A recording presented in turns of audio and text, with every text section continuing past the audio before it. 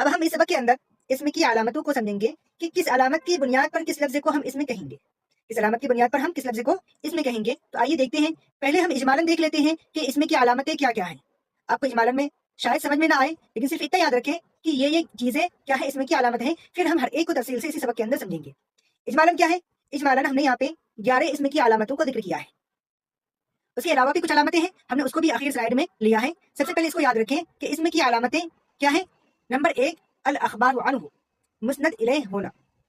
Number 2 الاخبار به، مسند ہونا۔ نمبر 3 الاضافۃ، مضاف ہونا۔ نمبر 4 لام تعریف یعنی معرب باللام ہونا، کسی لفظ کا معرب باللام ہونا۔ نمبر 5 الجر، کسی لفظ پر حرف جر کا داخل ہونا، حرف جر کا آنا۔ نمبر 6 التنوین، کسی لفظ پر تنوین کا آنا، دو زبر دو زیر دو پیش میں سے کسی کا آنا۔ نمبر 7 التثنیۃ، کسی لفظ کا تثنیہ ہونا۔ نمبر 8 الجمع، کسی لفظ کا جمع ہونا۔